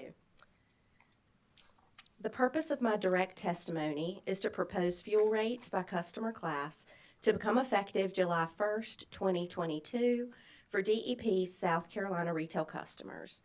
My testimony reports DEP's actual expenditures for fuel, capacity-related costs, and environmental costs incurred while providing energy service to South Carolina retail customers for the review period of March 1, 2021 through February 28, 2022. My testimony also reports costs incurred related to DEP's Distributed Energy Resource Program, also known as DERP, for the review period. In addition, my testimony provides DEP's projected fuel costs, capacity-related costs, and environmental costs, and DERP costs for the estimated period of March 1, 2022 through June 30th, 2022, and the billing period of July 1st, 2022 through June 30th, 2023. The prospective component of the base fuel rate that DEP is recommending for the billing period is 2.128 cents per kilowatt hour to recover the South Carolina retail share of $1.3 billion of projected system fuel expense. The anticipated deferred base fuel balance at June 30th, 2022 is an undercollection of approximately $40.7 million. The retrospective component of the base fuel rate that DEP recommends in order to recover the undercollected balance is 0.660 cents per kilowatt hour. The recommended composite base fuel rate is uniform for all South Carolina retail customers. Projected South Carolina retail capacity costs of approximately $19.4 million for the billing period, and the projected South Carolina retail environmental costs of approximately $1.3 million for the billing period are allocated to South Carolina retail customer classes based on firm coincident peak of the prior calendar year. The anticipated capacity-related undercollection at June 30th, 2022 is approximately $5 million, and the anticipated environmental under collection at June 30th, 2022 is approximately $438,000. The combined proposed capacity-related and environmental cost rates by customer class are 0.559 cents per kilowatt hour for residential customers, 0.623 cents per kilowatt hour for general service non-demand customers, and $1.46 per kW for general service demand customers. Projected South Carolina retail DERP avoided costs of approximately $137,000 for the billing period are allocated to South Carolina retail customer classes based on the firm coincident peak of the prior calendar year. The anticipated DERP avoided cost over collection at June 30th, 2022 is approximately $54,000. The proposed DERP avoided cost rates by customer class are 0.003 cents per kilowatt hour for residential customers, 0.004 cents per kilowatt hour for general service non-demand customers, and 0 cents per kW for gen service demand customers. The company's DERP incremental costs, which are allocated 100% to South Carolina retail customers, are projected to be approximately $3.5 million for the billing period. DEP allocates DERP incremental costs to South Carolina retail customer classes based on the firm coincident peak of the prior calendar year. The anticipated under collection at June 30th, 2022 is approximately $439,000. The recommended monthly DERP per account charges are $1 for residential customers, $3.26 for commercial customers, and $100 for industrial customers. These DERP incremental rates include gross receipts tax and regulatory fees. The residential and industrial customer classes have reached the per account cost caps established in Act 236.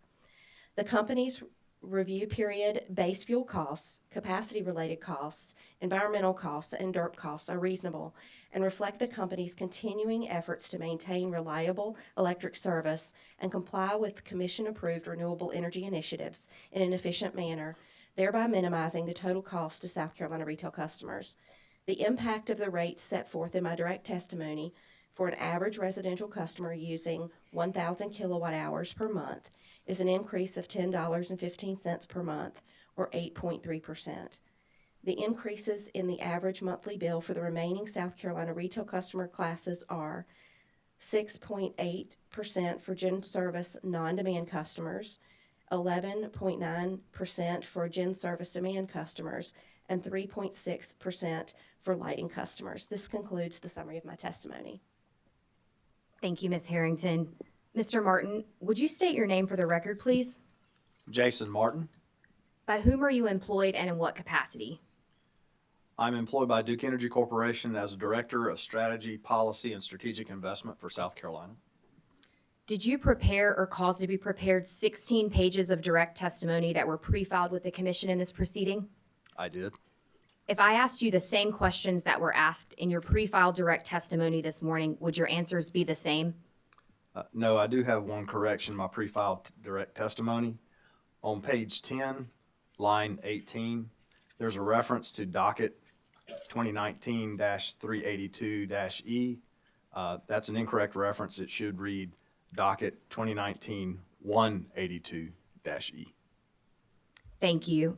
Other than that change, your answers, would the answers to the questions in your pre-filed direct testimony be the same? Yes. Vice Chair Belzer, I would ask that Mr. Martin's pre-filed direct testimony be entered into the record as if given orally from the stand. Mr. Martin's pre-filed direct testimony as corrected will be entered into the record as if given orally from the stand. Thank you, Madam Vice Chair. Mr. Martin, did you also prepare or cause to be prepared one exhibit that was attached to your pre-filed direct testimony? Yes. Do you have any changes to that exhibit at this time? No, I do not. Thank you. Madam Vice Chair, I would ask that Mr. Martin's pre-filed exhibit be entered as the next hearing exhibit. Mr. Martin's pre-filed direct exhibit will be marked for identification as hearing exhibit number 6 and entered into the record of this case. Thank you, Vice Chair Belzer. Mr. Martin, would you please provide a summary of your testimony at this time? Yes. Commissioners, the purpose of my testimony is to provide support for the Distributed Energy Resource Program, or DERP, costs that are incorporated into the proposed fuel factor sponsored by Witness Harrington. I'll describe the nature of the cost as well as any changes made to the DERP portfolio since the 2021 fuel proceeding, and will address changes to the value of DER methodology. DEP incurred DERP costs totaling $4,960,692 in the review period, anticipates incurring $1,713,709 during the estimated period, and projects to incur $4,831,378 in the billing period. These costs represent the avoided and incremental costs associated with the company's approved DERP offerings, including 1, purchase power agreements executed to fulfill the company's utility scale solar goals under Act 236. 2, distributed energy resource net energy metering incentive. 3, solar rebate program. 4, carrying cost on the deferred solar rebate amounts. 5, shared solar program. 6 are net metering avoided capacity cost. 7, the net metering NEM metering cost. And 8, general and administrative expenses, including incremental labor costs as a direct result of DERP, IT, and billing enhancements, and other administrative costs associated with delivering these new programs to customers. The DER NEM incentive is essentially a credit available to eligible net metering customers who applied before June 1st, 2021, that enables them to receive full retail rate compensation for each kilowatt hour generated by their solar facility. Although the NEM incentive program will be phased out pursuant to Act 62, it is necessary to consider the cost of the NEM incentive as part of this proceeding during the pendency of the DERP cost recovery. As of March 2021, DEP has met the renewable generation goals under Act 236. Additionally, by applying the avoided cost methodology and rates approved by the Commission in order numbers 2019-881A and 2020-315A, as well as updated input assumptions, DEP has updated the 2022 value of NEM distributed energy resources to $0.02581 per kilowatt hour for schedules RES and R-TOUD, $0.02596 per kilowatt hour for schedule SGS, and $0.02675 per kilowatt hour for all other schedules. And this concludes my testimony summary. Thank you, Mr. Martin. Vice Chair Belzer, Ms. Harrington and Mr. Martin are available for questions from council or the commission. Thank you, Ms. Brown. Nucor Steel.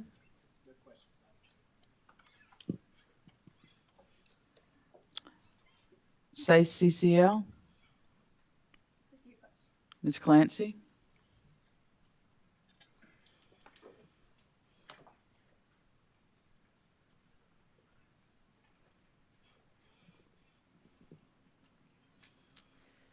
Good morning, Mr. Martin. I just have a few questions for you. Can you hear me all right? Yes, I can. I'm going to ask that you move that microphone a little closer just so that people. How's that? That's better. Thank you. Excellent. Now, Mr. Barton, have you reviewed CCL SACE witness Lander's testimony? Yes, I have. So you're familiar with witness Lander's position that investment in renewables reduces ratepayer exposure to volatile gas prices and thus can serve as an effective hedging tool? That was in the statement, yes. And now, isn't it true that the North Carolina Utilities Commission has required Duke to calculate the fuel hedge benefit of renewables, that same benefit Mr. Lander highlights in his testimony in avoided cost proceedings? It's my understanding that the North Carolina Commission has required that calculation. Thanks. And now I am going to just pull up the NCUC's rationale for that requirement, which is quoted on page 18 of Mr. Lander's public testimony. And bear with me.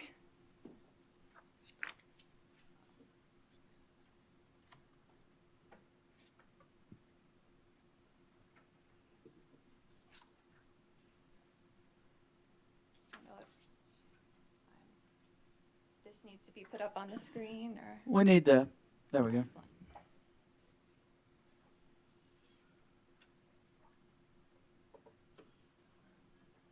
Can you read that, Mr. Martin? Let's see. I'll zoom in a bit more. That's certainly better. Thank you. Now, just as I noted, this is the NCUC's rationale for that requirement, which is quoted on page 18 of Mr. Lander's public testimony. Would you please read the highlighted text there? Renewable generation provides fuel price hedging benefits because a utility's purchase of energy from a qualifying facility reduces the amount of fuel the utility otherwise would need to purchase. Continue the second part. Yes, please. The value of the hedge is to insulate ratepayers from fuel volatility. Thank you. Now, Duke currently uses the Black-Scholes model to calculate the fuel hedge value of renewables in North Carolina. Is that correct? That's my understanding from the report filed with the Utilities Commission. Okay.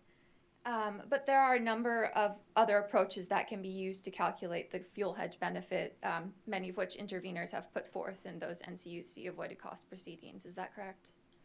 That's an area I would not have any expertise on. Okay. Well, thank you for answering those questions. That's all I have. Thank you. Thank you, Ms. Clancy. Office of Regulatory Staff. Yes, Madam Vice Chair, just a few questions.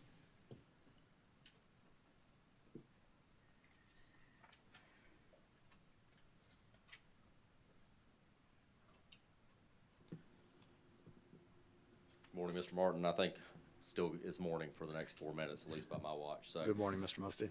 I have just a few questions for you. On page 10 of your direct testimony, you talk about the value of NEM-DER and that there are some values that have a zero value. Is that correct? Yes, sir. Well, you would agree with me, would you not, that the methodology that Duke used in this proceeding to develop those values is just and reasonable and in the public interest? Yes, it is. Okay. And Duke would only propose a zero value if it was just and reasonable and in the public interest. Is that right? That's correct. Okay. And conversely, Duke would only propose a non-zero value if it were just reasonable and in the public interest. Is that right? That's correct. Okay. You also say that as the penetration of solar increases and development of the analysis tools that were outlined in the filing made in docket number 2019-182-E are completed, that a value other than zero may be assigned to the T&D component. Is that right? That's correct. And T&D, I'm sorry, is transmission and distribution. Is that right? That's correct. Okay. And so to make sure I understand, a value other than zero may be assigned, but it hasn't been determined that that will take place. Is that correct? That's correct. Okay.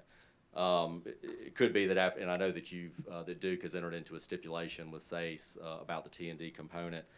So after that analysis, the number could be greater than zero. Is that correct? That is possible, yes. Okay. And it also could be that after that analysis, that the number remains zero. Is that correct? Yes, that is correct. Okay. No further questions, Madam Vice Chair. Thank you. Thank you, Mr. Mustin. Commissioners? Commissioner Thomas? Thank you. And probably for the last time, good morning. Good to have you here. And my question's for Ms. Harrington. Yes, sir. So back in 2019, the Duke Carolinas and the Duke Progress fuel cases, there was a coding error in the joint dispatch agreement, which made one company overcompensate the other. So do you know if there's a similar adjustment in this test year that was made in those cases? Yes, sir. I remember Vice Chair Belzer asked me that question last year, I believe, because we managed to have this in the estimated cost last year's docket, and the answer is yes, sir. Okay. So are there testing procedures in place that would be verified by an independent third party with regard to this calculation?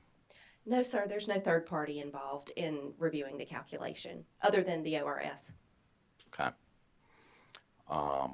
So do you think that there are proper procedures in place at the company to keep from having this sort of adjustment in the future?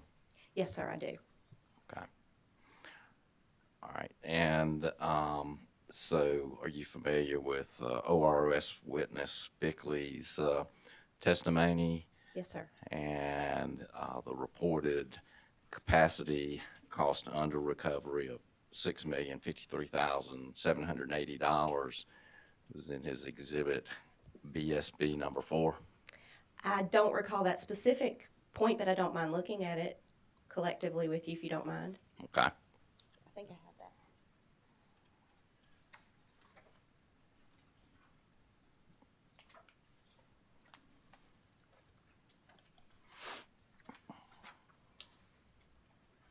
You said it's one of his exhibits? It's exhibit number 4.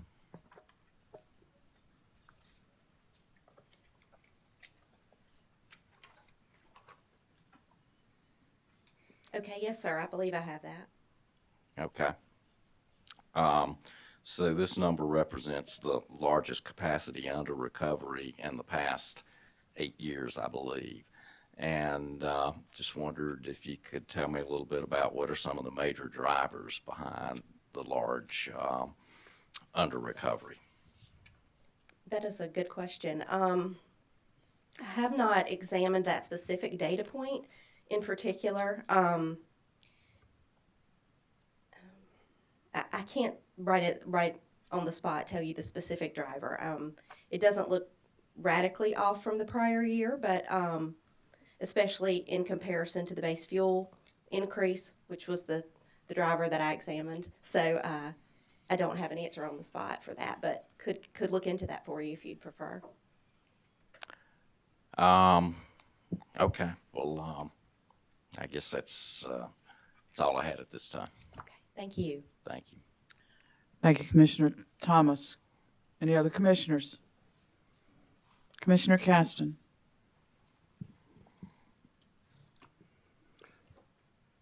I don't know if it's still morning, but if it is, good morning. Good morning. Morning.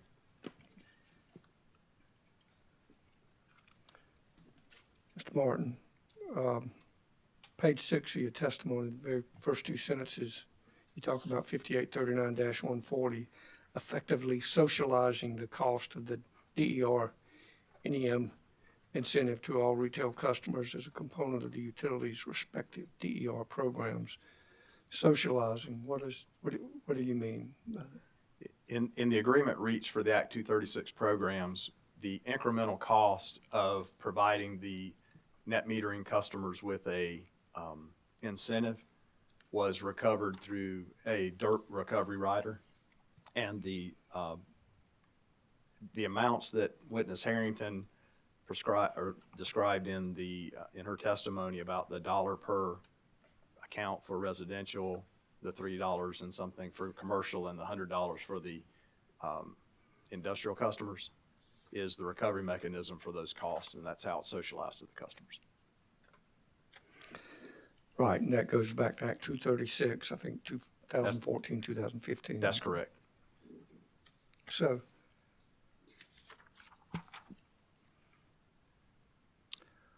on page 7, you discuss the NEM incentive and its continuance through 2029. Are the NEM incentive costs expected to grow through 2029 despite the program ending? Do you anticipate that? Well, the number of customers or applicants that are subject to the incentive amounts in the program are fixed as of June 1st, 2021, with the closeout of that Act 236 provision and the extension under Act 62. And so the participation of those customers, whether they maintain that or might move to another tariff, the solar choice tariff, or if the customer decides not to operate their solar array, those would be factors that would influence that number as it goes forward. All right, so up through that date, the number's kind of fixed. Yes, sir. And it will be that unless they opt to go with one of the Another other. option, correct.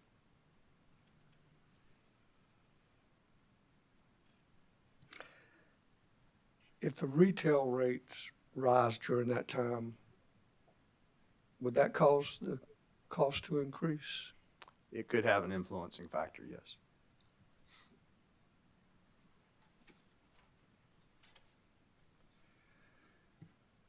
Oh, and also, does all customer generation have incentive costs calculated on it, or is it just the excess that's sold to the grid? The Act 236 provision covered all generation. All generation, that's correct. Finally, I hesitated whether to even ask you this question or not, but I'm gonna just jump in with both feet. All right. Ms. Clancy read, I guess, that ruling, or you read it. Yes, she had me read it. Renewable generation provides fuel hedging and so forth. Do you agree with that? I agree that that's the perspective that the commission in North Carolina has. I don't know that it's a prescription for what we're looking at here with the dirt cost. That's pretty diplomatic. Thank you. All right, no more questions. Thank you. Thank you, sir. Thank you, Commissioner Caston. Any other commissioners? Vice Chair. Commissioner Thomas. In connection with my question to Ms. Harrington, would it be appropriate for us to allow for a late filed exhibit to get some more information with regard to that question? If you want to request that. I would like to request that, please. And you want an explanation, is that the case? Yes, that's correct. Okay, that will be, let's see, hearing exhibit number 7 will be a late filed exhibit from witness Harrington. And that was a question regarding the cumulative capacity related under recovery of a little over, well, something over $6 million. Is that correct? That's correct. That's correct. Ms. Harrington, you have that? Yes, ma'am. I think that is the this is the under recovery for the test period. So that's explicit to just the 12 months. So I don't think it's cumulative past that. It's just where we are for the 12 months. I think it was as of February 22nd. Yes, Excuse ma'am. me, 2022. Yes, ma'am. The end of the test period or review period. We'll reserve that, Commissioner Thomas. I'll be glad to do the review and get that late filed exhibit. Well, and I wanted to, are you through, Commissioner Thomas? Yes, I am. I wanted to follow up on that question a little bit, if I could. And I noted that was as of February 2022. Yes, ma'am. And can you explain to me the significance of the February 2022 date? That's the end of our review period. Okay, of actuals, is that correct? Yes, ma'am. Yes, ma'am. Actuals in this case. And that review period runs, can you tell me? Yes, those dates? it would have been from March 1st of 2021, 12 months into, so that would be February 2022. Okay, and typically, when y'all have a cutoff date for accounting purposes, what does it take to get the numbers in there? 30 days, 60 days? Yes, I ma'am. mean, Our monthly fuel report is due 30 days after a month in close, so Okay. 30 days is what we're allowed. okay, so that's the actual review of fuel expenses. But then there's a forecasted period, is there not? Well, an estimated period, is there not? Right. In this case, it would have been March through June of this calendar year, 2022. Okay, and the significance of the end of June date is? The final month before build rates change. Build Okay. rates change July 1st. So there's a 3-month period in there that's an estimate. 4 months. 4 months. ma'am. Where costs are estimated, is Yes, that ma'am. correct? And then there's a forecasted period as well, is That's that right. correct? That would be the forecasted billing period. Okay. So when bills will go out based on the rates you all deem appropriate in this case. And We'll then- start July 1st. And then everything is subject to true up in the next proceeding, is that correct? That is correct. With Yes, a ma'am. actual, where the true up occurs. The true up period will be for the commensurate review period that we're in presently, which will be March 1st of 2022 through February of 2023. So that covers the estimated period and the forecasted, part of the Part of the forecasted forecast, that's period. correct. Is that correct? Yes, ma'am. And so it's a continual actual estimate forecast true up. That's right. And Yes, then it ma'am. starts over again. Is that correct? Exactly. Okay. Can you go to your exhibits, which are now hearing exhibit number 5, and do you have in your exhibits where those February estimates are, or excuse me, the February actuals are? Yes, ma'am. Are you concerned about a particular Yeah, one of our I want to buckets? talk. Yeah, I want to talk about this. Let's just look at this capacity-related under recovery balance Okay. of the 6,058,000. I think is what it is. Okay. That should be on environmental. Well, it's going to be stretched across 4 different exhibits for the different customer class, or 3 for the different customer Let's classes. just look at residential. How Okay. about that? Or is there a total? Is there a cumulative? They're not summarized in total, but Okay. they are in my testimony. But Well, on if you the want to exhibits. refer to your testimony, that's fine too, because I reckon what I want to, where I'm getting at is, in February 2022, it was 6,058,000, but then based on your estimate through the end of June, what was the number at the end of June? What was the amount at the end of June for that category? Let's see here. I'm still not to it yet. Capacity. Okay. So the number at the end of June for system, or are you looking for an over under recovery? You're looking for an Under recovery, that would be what is it comparable to the 6,058,000? Okay, that would be if we're on Exhibit 7, page 2.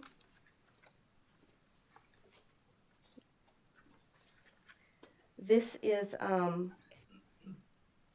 this is February, so that's test period again. I'm sorry. Let's go back to page 1. So Exhibit 7, page 1 is the end of the review period.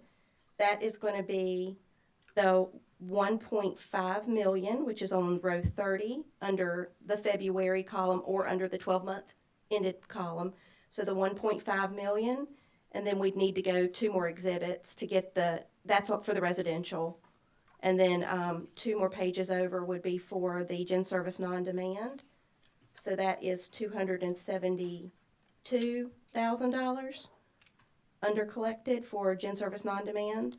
And then 2 more pages over would be the gen service demand, and that is 4.2 million. So we've got 1.5, 4.2, and the 271,000.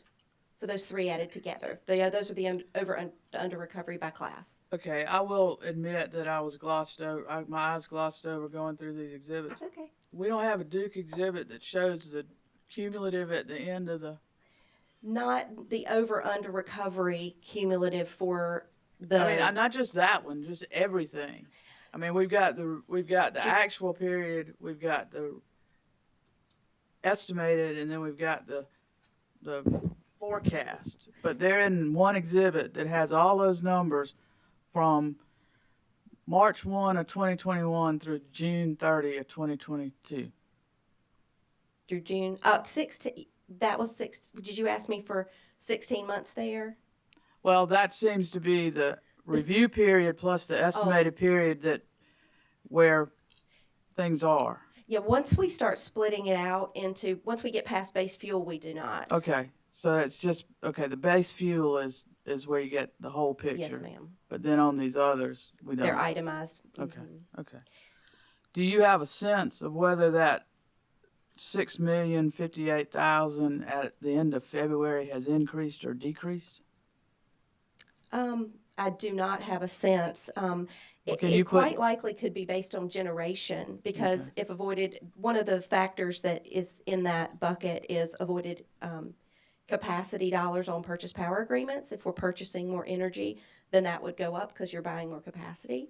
So that's going to be my first place I'm going to look to populate the late file exhibit, is how the purchase of the electricity from the market is is going. Okay, could I ask you, when you prepare this exhibit, to explain this, and provided Commissioner Thomas doesn't object, that you could provide a brief description of what that capacity is covering, because you just mentioned ma'am. purchase power. Yes, ma'am. It's capacity on qualifying facilities, Okay. and then it's also the firm transportation and storage on natural gas. Okay. All right. Thank you very much. Thank you. I'm sorry if I confused the issue, but I appreciate your patience with me. Thank I you. appreciate it. And I have a correction to Commissioner Thomas's question that I answered earlier.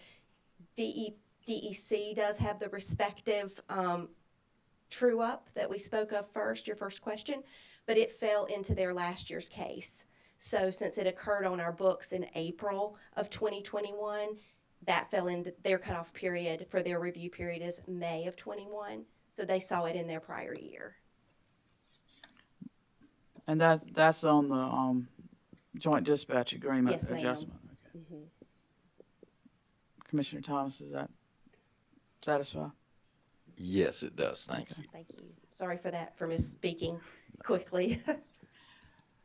Commissioners, any further questions of either Ms. Harrington or Mr. Martin? Madam Chair, if no one has any more questions, I'd like to ask Mr. Martin another question. If Commissioner Caston.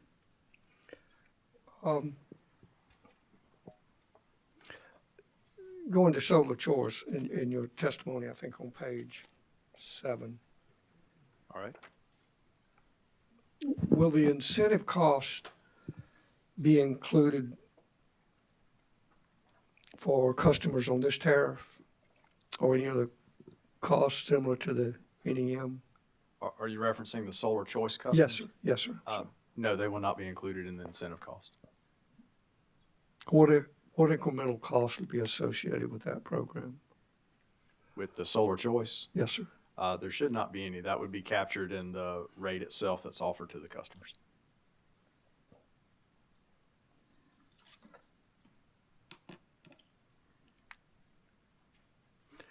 I really think that's the last one. Thank you. Thank you. Madam Chair? Commissioner Williams. Thank you. Mr. Martin, I want to follow up on a question that Commissioner Caston was asking you. Yes, ma'am. And that is, if I recall it right, when you were talking about North Carolina and physical hedging, you said it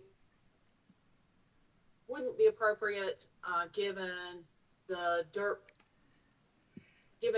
in South Carolina. Could you elaborate a little bit more?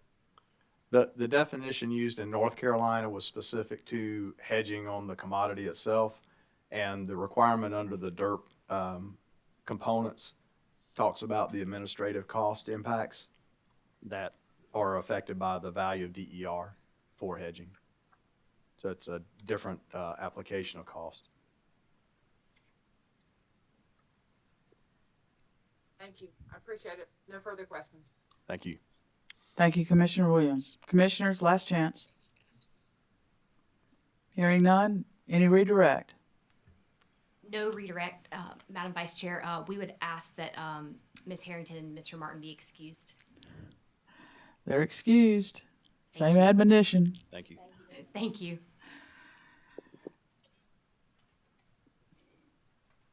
Need to get a sense of the parties here. We can break for lunch. I was planning to go between 12:30 and 1, but this might be a good breaking point.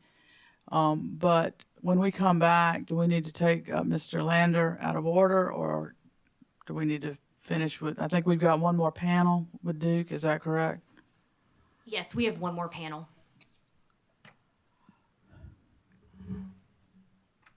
Y'all want to talk about it at lunch and let me know when we start back whether you want Mr. Lander up. You want to talk to council and see where we are? We'll work with you however we can. Yes, Vice Chair Russell, that would be good. Then we can kind of get a sense from other parties about whether. That'll be fine. Would y'all do that and talk about it at lunch?